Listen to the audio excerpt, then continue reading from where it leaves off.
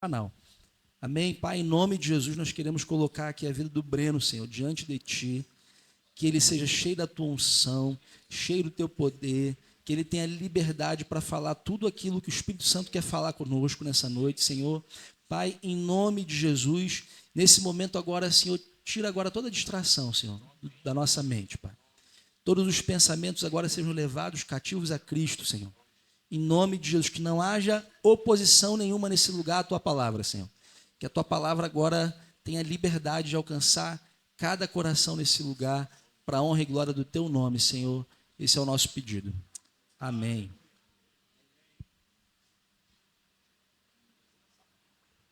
Boa noite. Boa noite. Obrigado. Vocês estão felizes? Estão felizes mesmo? Eu sei que tem alguns amigos meus aí que estão felizes, estão rindo ali pra mim. É por causa de Deus, gente. É por causa da presença de Deus. Teve uma ajudinha também no futebol de hoje, né? Mas eu sei que eles estão felizes por causa do Senhor, né? Amém? Amém. O futebol também ajuda, né, gente? Ajuda. Glória a Deus. Dá para ouvir? Tudo certinho? Quero fazer uma outra pergunta para vocês. Quem é que está com fome aí? Não, não está não. Tá não. Não acredito em vocês. Quem é que está com fome de Deus aí? Obrigado. Gostei de você. Tu é meu assistente de palco, cara. Gostei. Você está com fome? Está com fome? De Deus. Você está satisfeito? Ou você quer mais? Vou falar para vocês, eu também desejo mais. Eu desejo mais do Senhor. E eu creio assim, iniciou o dia de hoje. Essa água é minha. Eu iniciei o dia de hoje assim com uma impressão no meu espírito de que o Senhor ele deseja nos presentear com mais dele nessa noite. Você crê nisso? Por isso que eu iniciei esse tempo fazendo essa pergunta para você: você está com fome? Porque Deus responde à medida da nossa fome, irmãos. Se você não tiver com fome, não tiver esse desejo de receber mais de Deus, se você não tiver com uma expectativa no Senhor, dificilmente você vai conseguir acessar aquilo que Deus tem para nós essa noite. E eu estava, antes de chegar aqui em São Paulo, eu recebi o tema, o versículo, né, de Oséias, capítulo 10, versículo 12, a partir do versículo 12. E eu fiquei refletindo nesse tema porque buscar o Senhor, uma vida de devoção, uma vida de intimidade, tem sido um tema da minha vida. Ora, é um tema que eu amo buscar, eu amo ler sobre, eu amo conversar sobre, mas também é um tema que eu sou extremamente confrontado. O tempo inteiro eu estou sendo confrontado pelo Senhor, pelas minhas faltas nessa área de busca e na vida de devoção. E eu estava lendo esse texto, orando, pedindo a Deus: Senhor, me inspira, me dá alguma mensagem. E Deus me fez relembrar, na verdade, aquilo que Ele já está falando sobre a minha vida. É interessante porque o texto de Oséias, capítulo 10, versículo 12, vai dizer assim que é tempo de buscar o Senhor até que Ele venha. A gente está cantando, tempo de buscar o Senhor até que Ele venha e chova a justiça sobre você. A gente está cantando, a gente está declarando. Os meus irmãos que iniciaram, né, esse tempo ministrando as palavras também recitaram esse versículo, mas eu acho muito interessante a parte do versículo que diz que é tempo de buscar o Senhor até que. Eu fiquei repetindo isso: buscar o Senhor até que. É tempo de buscar o Senhor até que. Ele está falando que, na verdade, o ato de você buscar... Obrigado. Tu é meu assistente de palco mesmo, filho. O ato de você buscar o Senhor, ele não é um episódio ou um momento da tua vida isolado, que você vai fazer uma vez e vai acabar. Esse texto deixa muito claro que buscar o Senhor até que é uma ação contínua. É uma ação que você faz até que é o limite, quando você para essa ação. É muito interessante porque o texto diz que é tempo de você buscar o Senhor até que Ele venha. Significa que a gente deve buscar o Senhor na expectativa dEle responder, vindo até nós, nos visitando.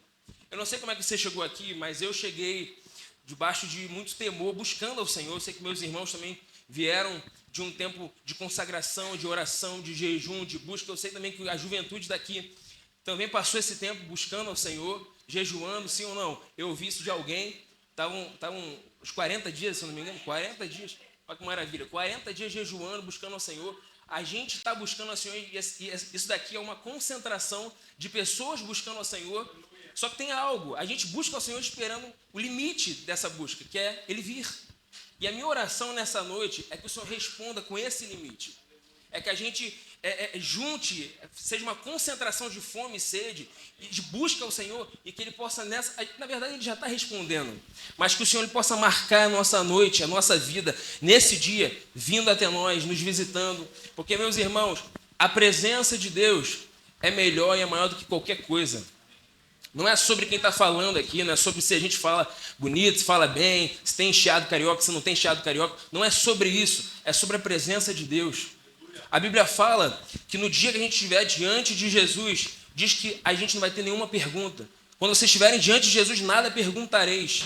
Eu não sei se você conhece o versículo de João, mas é muito interessante porque ele está falando que, independente se você tem questões hoje para resolver, questionamentos, dúvidas, algumas questões não resolvidas com o Senhor, ele diz que quando você estiver diante de Jesus, não vai ter mais perguntas. Sabe por quê? Porque a presença de Jesus é a resposta de tudo que a gente procura, tudo que a gente precisa. Você crê nisso? Tudo que nós precisamos é isso, é da presença de Deus. E Jesus falou assim, ó, vós que sois maus, vocês sabem dar bons presentes para os seus filhos, se eles pedirem. Quanto mais o Pai do céu vos dará o Espírito Santo a quem pedir.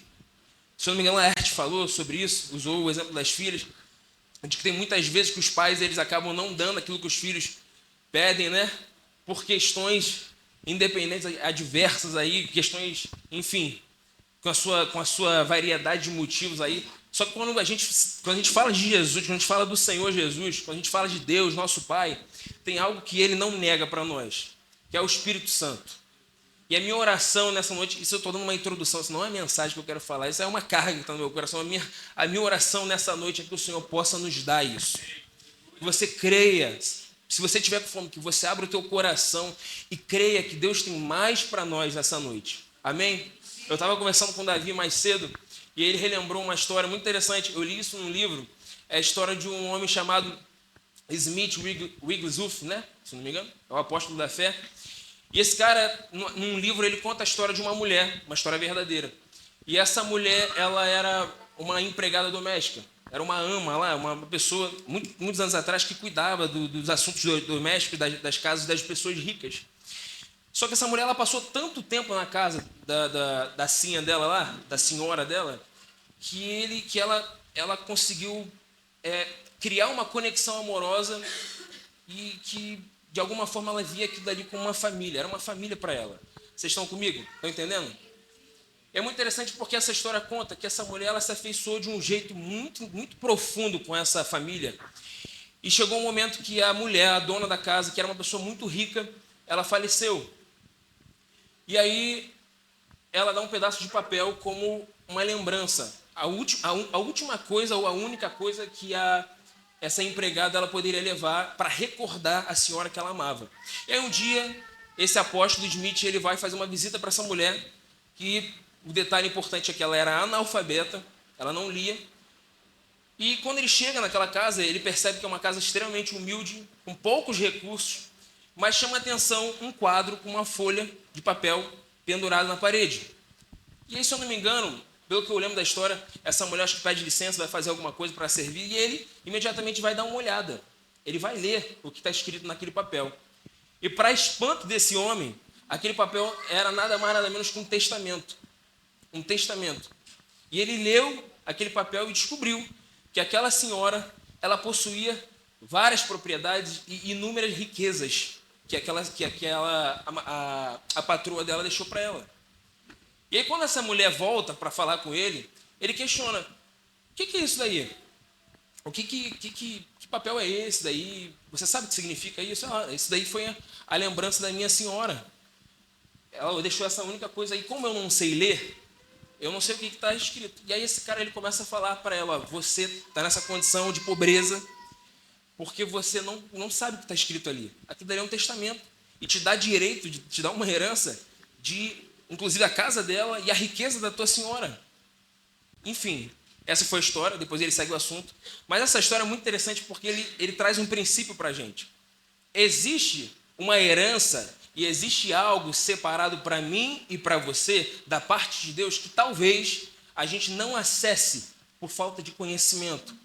por falta de revelação. Existe algo, uma porção da parte de Deus para nós, que muitas vezes a gente não usufrui, porque simplesmente a gente não sabe disso. Ou simplesmente a gente está alheio a essas coisas, está ignorante às coisas que Deus tem para nós. E eu creio também que Deus, nesses dias, Ele quer tirar o véu dos nossos olhos, para a gente enxergar quão precioso é o nosso relacionamento e a nossa comunhão, e o que a gente pode acessar em Cristo, na pessoa do Espírito Santo. Amém? Você quer isso? Amém? Amém, então. É que você disse amém, eu digo amém para você também.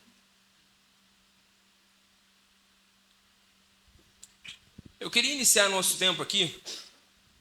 Na verdade, eu tenho um desejo no meu coração e eu queria dividir esse tempo talvez em duas partes, se o tempo permitir. Em nome de Jesus vai dar. A primeira parte eu quero compartilhar com vocês algo que está no meu coração. Quero compartilhar com vocês uma carga. E eu creio e eu desejo, meu pedido ao Senhor é que essas palavras elas gerem fé no teu coração. E a segunda parte é que eu quero orar junto com você. Eu quero orar junto com você. Eu quero pedir para o Senhor nos renovar nessa noite, nos encher do Espírito Santo. Talvez você esteja aqui lidando com várias situações, você já atendeu o apelo aqui, você já veio aqui por N motivos, a gente teve alguns apelos, mas talvez você nunca tenha tido uma experiência genuína com o Espírito Santo. Talvez você esteja aqui, você deseja desenvolver ou atuar nos dons, você tem pedido para Deus e você ainda não experimentou. Eu não estou falando isso porque eu tenho a condição de te dar, eu não tenho. Eu vou pedir junto com você e a gente vai esperar pelo Senhor. Amém? Yes. A primeira parte é o seguinte, deixa eu fazer uma pergunta para vocês. Alguém aqui em algum momento da sua vida já sofreu, já passou algum momento, assim, alguma fase, onde ficou se questionando qual era o seu propósito na vida? Graças a Deus tem pouca gente. A gente olha, Deus é bom. Então tá todo mundo aqui, ó, nasceu já sabendo o seu propósito. Além de mim, alguém aqui já passou por esse período na vida? Qual é o meu propósito? Por que eu vim aqui? O que eu estou fazendo nessa terra? O que o Senhor quer para a minha vida? Qual é a vontade de Deus para a minha vida? Eu acho que todo mundo, em algum momento da sua vida, passa por isso. Para o jovem, normalmente, essa fase é quando termina ali o ensino médio, né? Sai ali da escola, aí tem que tomar decisões difíceis. Qual é o meu trabalho? Qual é a faculdade? Com quem eu vou casar? Aquele negócio todo. E aí, meu irmão, normalmente, a cabeça do jovem fica doida. Fica meio maluco, entendeu? E aí fica, às vezes, em crise espiritual, em crise com Deus, porque não sabe o que vai fazer da vida, não sabe qual é o propósito, fica se questionando. E eu vou falar um negócio para vocês. Eu passei por isso e a minha fase foi dramática. Foi dramática. Não porque eu era uma pessoa que não ouvia Deus ou que tinha um propósito super, hiper, mega pau, é sinistro e eu não sabia. Mas foi dramático porque eu demorei a descobrir, eu demorei a entender, eu fiquei questionando. Nesse meio tempo, a minha relação com Deus teve altos e baixos só por causa dessa pergunta. Meu Deus, qual é a tua vontade para a minha vida? Eu lembro que o ápice da minha dificuldade foi quando eu, no último ano do ensino médio, tive uma experiência com Deus que me fez crer de verdade que Deus estava me chamando para o ministério. Eu lembro que era o último ano do ensino médio, eu tive um sonho. Eu já estava me preparando há 3 anos, fazendo curso, fazendo concurso. Tinha um concurso específico que eu, cara, queria, sonhava, vibrava pra caramba. Eu passei 3 anos, e aí eu acho que no terceiro ano do ensino médio, se não me engano, no final do ano, Deus me deu um sonho muito claro, não teve dúvida. Eu sabia que Deus, era como se Deus estivesse falando assim, ó, não é isso que eu quero para você. Aí eu ficava assim, Senhor, por que tu não me avisou há 3 anos atrás, quando eu comecei a pagar curso? Porque aí eu teria poupado recursos. Minha crise começou assim. Eu não quero isso para você. Eu quero você servindo jovens. Estou dando um resumo. Aquilo dali foi maravilhoso, porque foi um chamado de Deus, mas aquilo dali resultou para mim, meu irmão, meses, um ciclo interminável de confusão do que eu ia fazer, para onde eu ia, como eu ia fazer, por que eu ia fazer. Eram muitas perguntas. Eu fiquei num sofrimento desnecessário, porque hoje, 10 anos depois, eu olho para trás e falo assim, meu Deus, tinha tanta coisa que era meninice, que eu não precisava passar por isso, mas fiquei nessa crise. Qual era o meu propósito? Qual era o meu propósito? Depois de tempos, né, lendo a Bíblia, conhecendo um pouco mais de Deus, Deus não me respondeu qual era o meu propósito específico, entendeu? Eu tive que tomar decisões e Deus foi confirmando, tipo casamento, tipo faculdade, né? Eu me lembro que estava... Casamento, isso aí foi certo. A irmã orou demais. A irmã, ela não tá aqui para se defender, não vou falar dela, não. Não, vou falar, o irmão tá aqui para defender.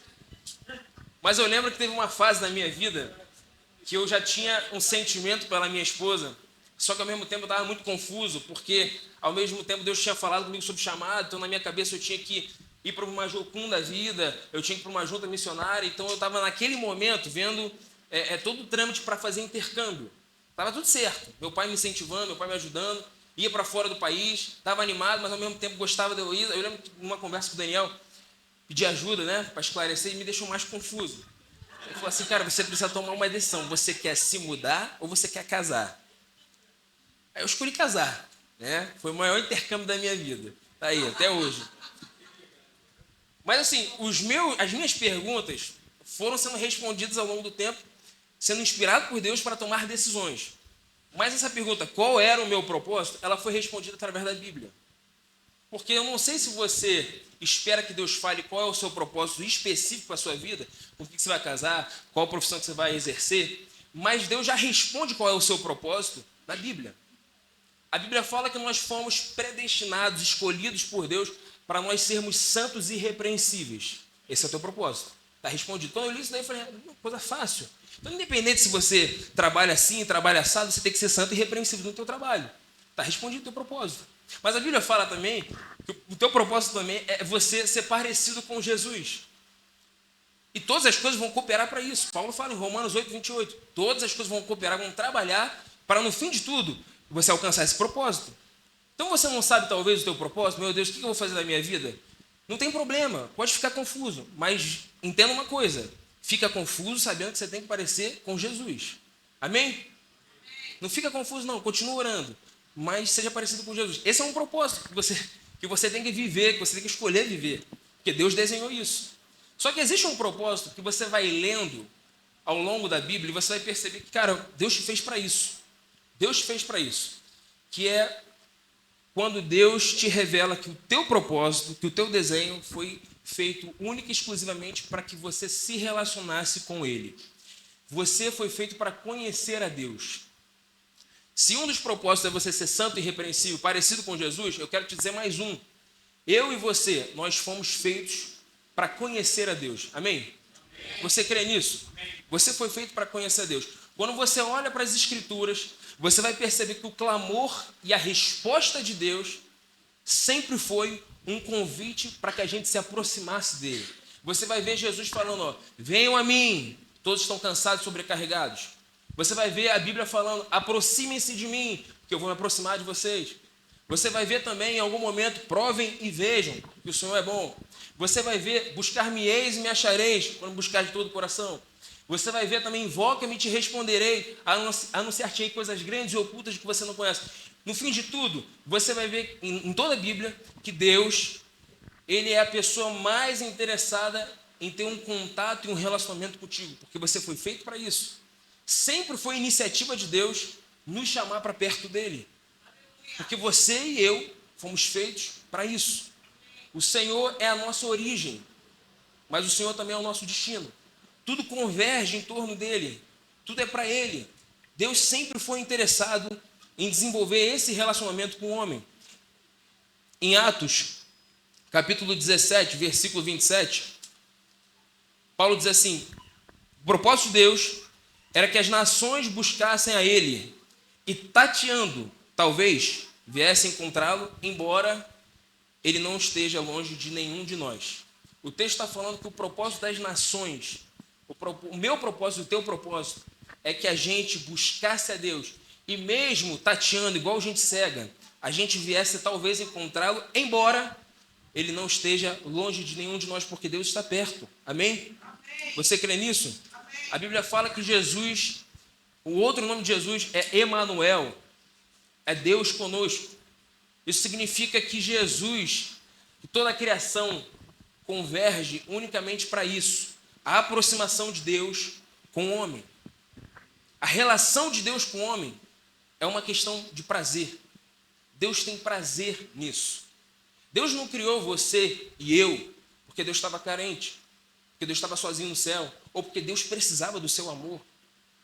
Na verdade, nós o amamos porque Ele nos amou primeiro. Deus te criou e me criou porque Ele amava essa ideia de ter uma família.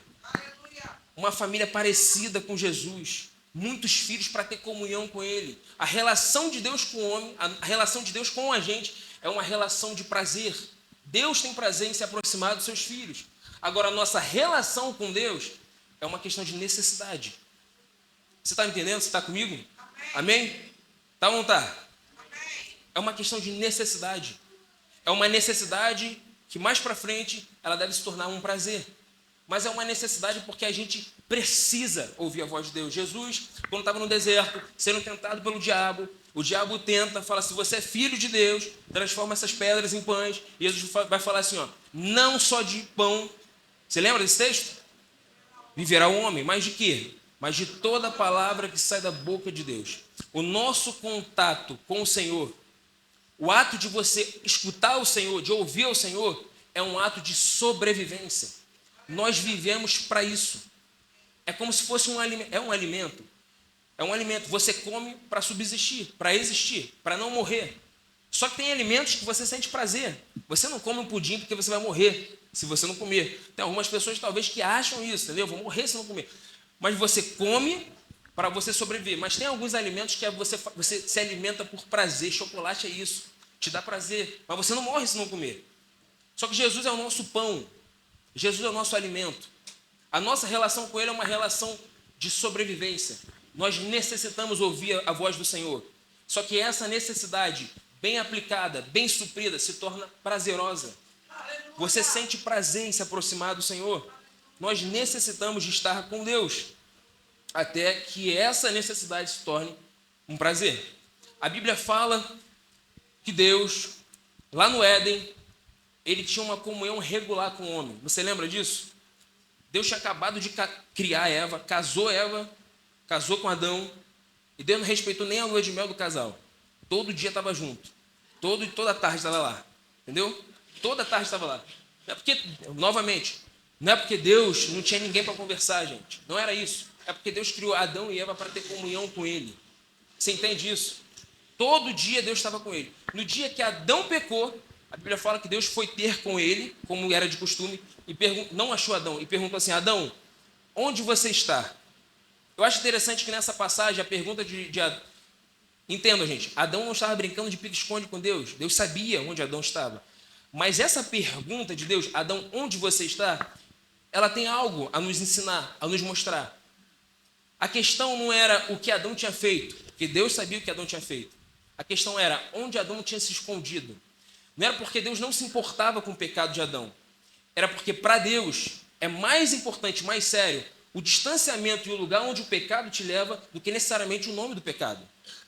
O pecado em si não é um problema só porque suja o teu caráter. O pecado em si sempre foi um problema porque te afasta de Deus. Entende isso? Porque Deus é um Deus relacional. Deus te criou para ter mais dele. A Bíblia fala que mais para frente, o povo de Israel no deserto diz que Deus alimentava aquele povo com maná todos os dias. Você lembra disso? Sim ou não? A Bíblia fala que aquele maná ele tinha que ser colhido em porções diárias. Por quê? Porque se você colhesse para amanhã ou para o dia seguinte, o que acontecia? Estragava. Sim ou não? Se eu colhesse aquele maná, pensando em amanhã, no meu café da manhã, no meu almoço, aquele maná estaria estragado no dia seguinte. Deus estava falando, o que Deus estava ensinando era que o povo precisava confiar nele todos os dias, depender dele todos os dias, para que tivesse provisão todos os dias. Só que é muito interessante que o maná, ele também é uma ilustração de Jesus. É o pão que desceu do céu para nos alimentar. É uma provisão de Deus. É muito interessante, se você faz esse paralelo, você entende também que o padrão de relacionamento que a gente tem que ter com a pessoa do Espírito Santo também é algo diário. Entende? Sim ou não? É algo diário. É um relacionamento que eu preciso ter continuamente. E Jesus, mais para frente, ele vai ensinar os discípulos a orarem e a pedir o pão de cada o quê? Dia. E mais para frente também você vai ler o texto que as misericórdias de Deus, elas se renovam a cada manhã. Você percebe que na Bíblia existe um padrão que Deus estabeleceu no relacionamento que a gente tem com Ele. É um padrão diário, é um padrão contínuo. Em Eclesiastes 3:11, a Bíblia vai falar que Deus colocou no homem, em mim e em você, Um anseio pela eternidade. Vocês já leram esse texto? Deus colocou 3:11. Vamos ler.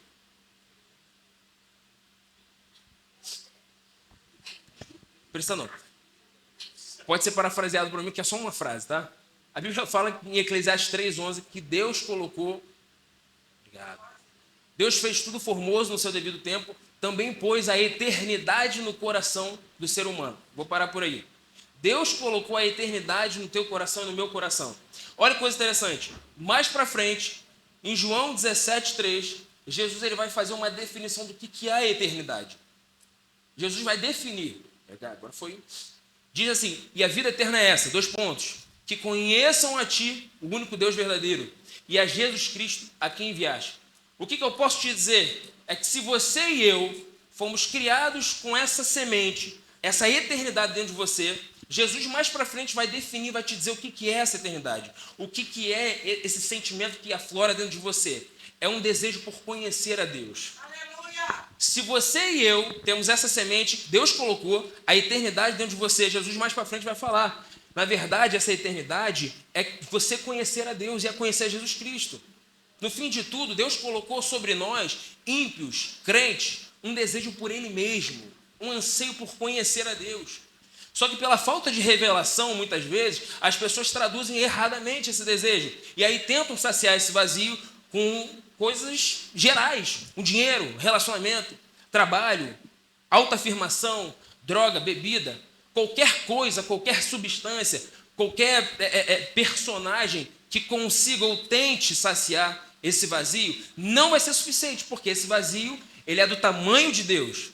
Esse vazio é a eternidade colocada dentro de você. E a eternidade é conhecer a Deus. Deus fez questão de deixar esse chip, esse código de barra dentro de você, que é esse desejo de você conhecer o teu Criador.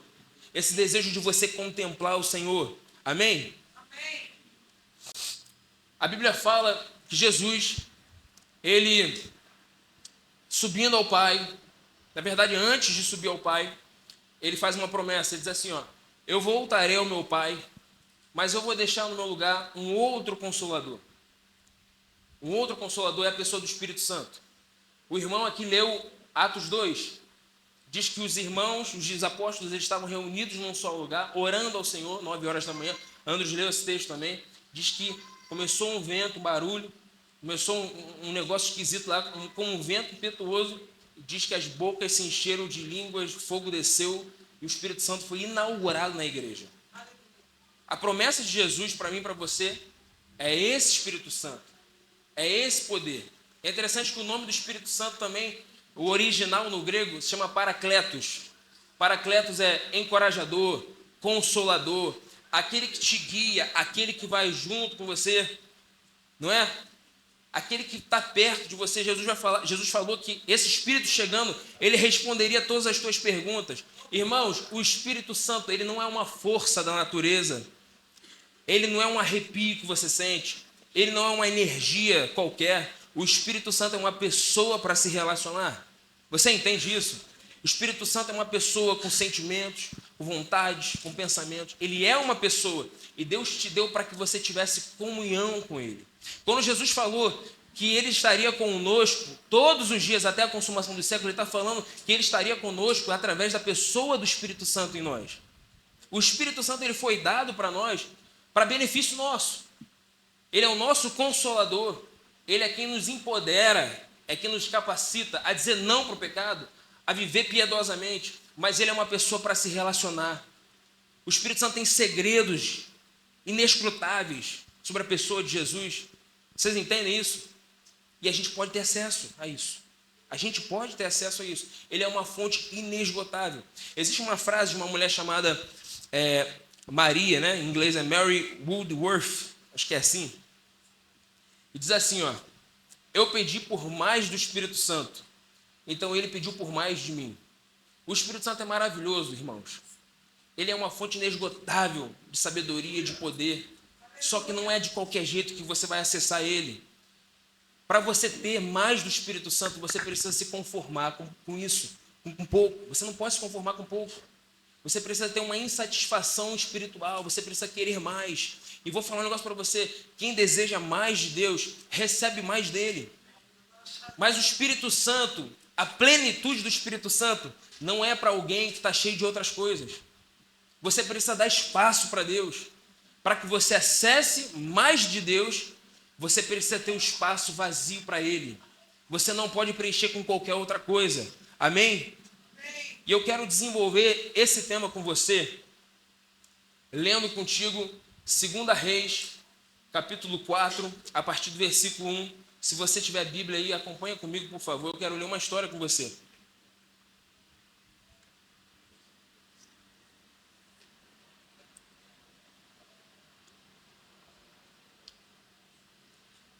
Vamos ler? 2 Reis, capítulo 4, versículo 1, conta a história e diz assim, eu estou lendo na NVT.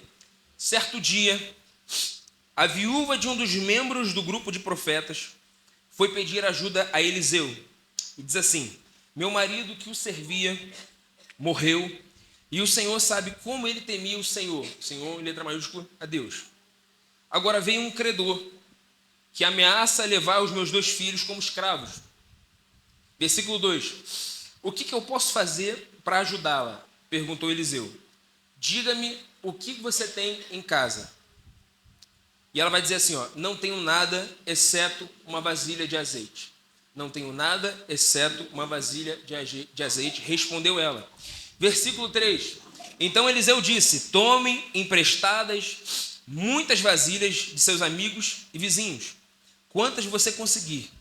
Versículo 4. Depois, entre em sua casa com seus filhos e feche a porta, derrame nas vasilhas o azeite que você tem e separe-as quando estiverem cheias. A viúva seguiu as instruções de Eliseu. Seus filhos traziam vasilhas e ela as enchia. Logo, todas estavam cheias até a borda. Traga mais vasilha, disse ela a um dos filhos. E ele respondeu, acabaram as vasilhas e o azeite parou de correr. Amém? Vou repetir essa última parte. Traga mais vasilhas. Ela disse a um dos filhos, acabaram as vasilhas e o azeite parou de correr. Esses dias eu estava lendo esse texto e algo chamou a atenção no meu coração.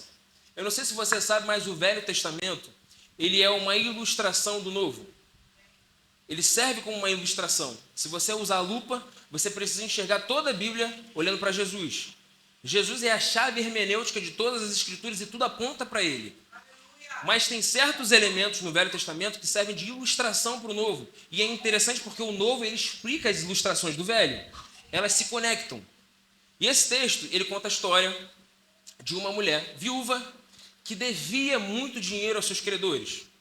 Ela devia muito dinheiro impagável, não tinha marido, estava desassessorada.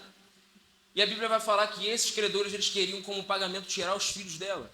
Então ela pede ajuda para um profeta, para um homem de Deus. E ele pergunta, o que você tem na tua casa? O que você tem na tua casa? É muito interessante que a resposta dela foi para um elemento que tem uma representação importante para nós. É dizer assim, a tua serva não tem nada além de uma botija de azeite. Então foi mais ou menos assim. Eliseu dá uma instrução profética e prática para ela. Busca vasilhas emprestadas, muitas, quantas você conseguir. Fecha a porta e começa a encher cada vasilha com um pouco de azeite que você tem. A Bíblia vai falar que o azeite ele não parou de correr até todas as vasilhas ficarem cheias. Quando as vasilhas terminaram, quando acabou o número de vasilhas, o que aconteceu? Parou de correr o azeite. Quando você olha para a Bíblia, você vai perceber que o azeite, ele não é simplesmente um material ou um ingrediente, um condimento usado só para comida. O azeite, ele é uma ilustração do Espírito Santo. Ele é a ilustração de unção, de alegria. O azeite, ele é uma ilustração da pessoa do Espírito Santo. Quando os apóstolos, quando os profetas, eles queriam ungir alguém, da credibilidade e autoridade espiritual, eles ungiam com azeite, porque o azeite é uma representação de um empoderamento que aquela pessoa, seja profeta, seja alguém do ministério ou um rei, ela recebia. O azeite é uma figura do Espírito Santo. E é interessante que se a gente for tentar ilustrar, você vai ver que as vasilhas, elas têm uma ideia interessante. Elas podem representar o teu coração e o meu coração, a nossa entrega, a nossa disponibilidade. Se você seguir nessa ilustração, é interessante que quando você ouve Eliseu falando, traga mais vasilhas, isso pode ser um convite de Deus para mim e para você, de me dê mais espaço em você. Você entende o que eu estou falando? O azeite não terminou nessa história porque Deus ele botou um limite. Não foi isso que aconteceu. O azeite não parou de jorrar porque simplesmente Deus não queria mais que o milagre continuasse. O azeite parou de jorrar porque não tinha mais espaço para botar azeite. Não tinha mais espaço. A medida do milagre não foi Deus quem determinou. A medida do milagre eram quantas vasilhas, a quantidade de vasilhas disponíveis. Por que eu estou querendo dizer isso para você? O que eu quero dizer com essa história? Que é assim também com o Espírito Santo, irmãos. É assim, é desse jeito. O Espírito Santo é uma fonte inesgotável de vida. É uma fonte inesgotável de conhecimento. E Deus, ele te dá com liberdade acesso a ele. Ele te dá com liberdade, você não precisa se limitar. Eu vou te dizer o que te limita. O que realmente atrapalha é a tua capacidade e a tua disposição de receber mais dele. Deus quer dar mais para nós da pessoa dele. Você crê nisso? Amém. Você crê nisso? A minha pergunta é, existe mais espaço em você para receber? Existe espaço? Porque esse é o texto que está querendo dizer. A mulher tinha uma necessidade, irmãos. A mulher tinha um problema. O problema dela não era falta de azeite. O problema dela era dívida. Assim como eu e você temos várias necessidades de fundo emocional, de sei lá o quê. Você talvez esteja aqui com uma necessidade. Você está pedindo ao Senhor, você precisa ouvir de Deus, você precisa que Deus intervenha. Eu vou te dizer uma coisa, independente da resposta que você receber, essas necessidades elas são saciadas quando você é cheio desse azeite. Essas necessidades elas são independente, mesmo que elas não se resolvam, mesmo que as circunstâncias continuem, você não precisa ver resolvido. Agora você vai ser preenchido, você vai ser satisfeito. Você não vai se importar com as coisas que acontecem porque você está cheio do Espírito Santo. A medida da plenitude de Deus, ela é proporcional à nossa fome e à nossa entrega. A Bíblia fala em João, capítulo 3, versículo 34, diz que Deus, ele não dava a Jesus um espírito por medida. A Bíblia diz que o Espírito Santo vinha sobre Jesus sem medida, pois ele foi enviado por Deus e fala as palavras de Deus, porque Deus lhe dá sem limite o Espírito. Você entende isso? A Bíblia fala que Jesus ele tinha liberdade para desenvolver, desempenhar em todos os dons. Se você olha para a vida de Jesus, você vai ver que Jesus, ilimitado, ele atuava em todos os ministérios. Você vai ver um homem que, apesar da perseguição, da resistência que recebeu, um homem que nunca deu uma resposta carnal ou humana. Por quê? Porque era Jesus, era um homem cheio do Espírito Santo. Era um homem com o Espírito sem limite. A Bíblia fala que Jesus, ao ser batizado, ele é conduzido ao Espírito, ao deserto. Diz que ele vai cheio do Espírito. Diz que depois de 40 dias jejuando e orando, a Bíblia vai falar que Jesus volta no poder do Espírito. Se você pega uma esponja de lavar louça e você aperta ela na tua mão e mergulha dentro d'água, ela vai estar cheia de água, ela vai estar cheia de água em volta dela. E mantém apertado. Ela vai estar rodeada de água. Mas se você solta ela lá, o que acontece com a esponja? Oi? Ela absorve, ela sai encharcada. Talvez você esteja aqui. O que eu quero dizer com isso? Você já é habitação do Espírito. Você já pertence ao Espírito. Você peca, o Espírito te convence, te quebranta. O Espírito vai lá e ele te argue, porque ele está dentro de você. Se você nasceu de novo, você é uma habitação do Espírito Santo. Agora eu quero te dizer uma coisa. Existe um momento da tua vida que você pode experimentar um transbordar do Espírito. Você pode experimentar esse batismo do Espírito. Você pode experimentar justamente essa visitação do Espírito. Você pode ser cheio, mas você também pode estar no poder do Espírito. E aí você vai andar no Espírito, não vai satisfazer o desejo da tua carne. Aí você vai ser uma pessoa que não vai ter problema em reproduzir o fruto do Espírito. Por quê? Porque você está cheio desse Espírito. Uma coisa é você ser só uma habitação, um receptáculo desse Espírito. Outra coisa é você ser preenchido e cheio e inundado. E eu vou te falar qual é a vontade de Deus para mim e para você na nossa vida. É que a gente viva uma vida prática cheia do Espírito Santo. é que a gente aprenda a se relacionar com esse Espírito, é que você entenda que é um desejo de Deus, que sempre foi uma iniciativa de Deus, tem uma relação com o homem e que depende de nós, e depende da nossa insatisfação, do nosso não conformismo para acessar isso. Deus quer dar mais para nós. E eu não estou falando simplesmente de você vir aqui na frente, a gente vai orar por isso, de vir aqui na frente, de você ficar, meu irmão, preenchido de poder. Eu estou falando de Deus dar mais dele no teu dia a dia.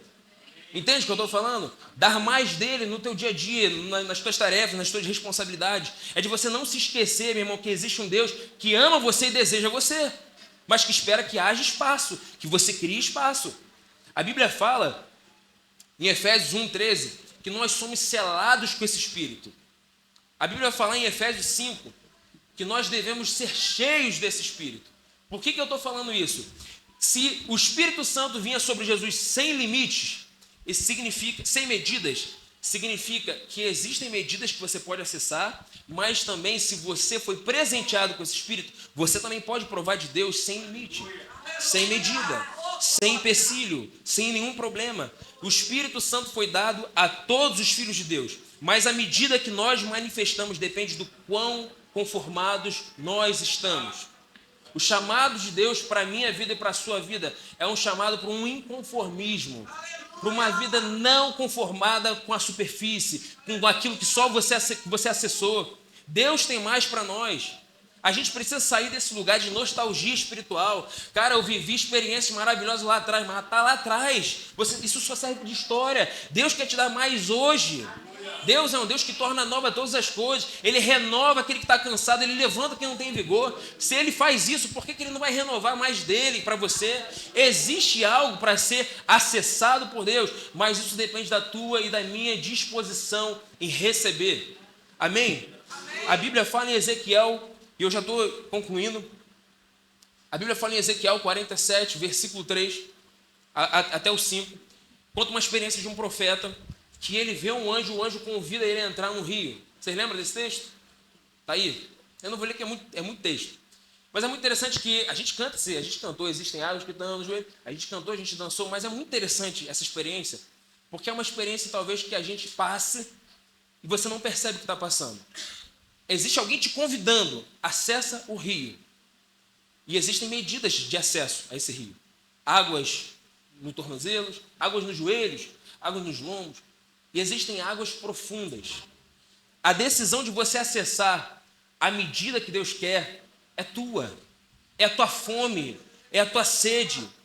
Deus te dá um rio disponível para você experimentar mais dele. A decisão de você acessar não é de Deus, é tua. É a tua fome. Muitos se contentam em só molhar os pés, outros nos joelhos, mas poucos se deixam ser levados pelo rio. O bom de você acessar o profundo de Deus é que você não está no controle de nada. Você não tem chão para apoiar, não tem superfície para... Você está mergulhado. Você está sendo levado por esse rio. E Deus quer te dar esse nível de experiência. Mas você precisa ter fome para isso. Você precisa desejar isso. Deus não dá por medida. Somos nós que medimos a entrega, a busca e a rendição. E eu quero te falar uma coisa, para eu concluir e a gente começar a orar aqui. Se você estiver cheio de outras coisas, não haverá espaço para Deus. Se as vasilhas que você oferece para Deus estão cheias de outras coisas, não tem como ter azeite nelas. Existem talvez dois tipos de pessoas. Aquelas pessoas que dão poucas vasilhas para Deus, que são pessoas conformadas com pouco de Deus, com a superfície, com aquilo que já alcançou, e aí elas não têm nada mais disponível para receber. E tem as pessoas também que dão vasilha, mas estão preenchidas com outras coisas. Você entende o que eu estou falando? O primeiro passo que nós precisamos decidir andar para você acessar esse rio de Deus é experimentar um esvaziamento, é experimentar uma entrega. Alguém falou sobre entrega hoje aqui, e é uma realidade. Você precisa entregar. Não tem como Deus encher o teu copo se ele estiver cheio de outra coisa. Você precisa se esvaziar. Você precisa talvez deixar coisas que atrapalham a tua comunhão com Deus, distrações que atrapalham a tua comunhão com Deus, pecados que você decide não abandonar. Irmãos, eu vou falar um negócio para vocês. O Itzhak falou isso, é uma verdade. Eu também tive um problema. Eu tive problema nessa área de impureza a minha vida inteira. Anos da minha vida inteira não, dá um pause aqui, eu sou livre, graças a Deus. Mas por muitos anos eu fiquei, cara, preso nesse pecado. E meus irmãos, eu tentei de tudo. Quase que eu fui para a roda de AA para ver se funcionava. Eu tentei de tudo, cara, para ser livre. E jogava fora o embaraço, e fazia, se corria, meu irmão, e confessava também, mas eu sempre era atraído para o mesmo pecado. Chegou um momento que eu já não tinha mais, eu já tinha uma consciência cauterizada, aquilo não me pesava mais. Um dia, eu li um versículo que eu já tinha lido várias vezes, esse versículo caiu diferente, foi um insight que Deus me deu. Jesus, no contexto, ele está falando sobre fé, os discípulos, eles pedem a Jesus, se eu não me engano, era o contexto de um endemoniado, e aí aqueles caras falam, é impossível e tal, aí Jesus dá uma resposta assim, aquilo que é impossível para os homens, é possível para Deus. Eu, por muitas vezes, por estar preso no pecado, eu orava a Deus, Senhor, é impossível eu largar esse pecado, eu não consigo. E não era só esse pecado, eu tinha um problema muito sério com ira. Sempre fui uma pessoa muito carnal, o tempo inteiro irado, o tempo todo impaciente, intolerante. E olha, eu já fui repreendido várias vezes, quase perdi meu relacionamento por causa disso.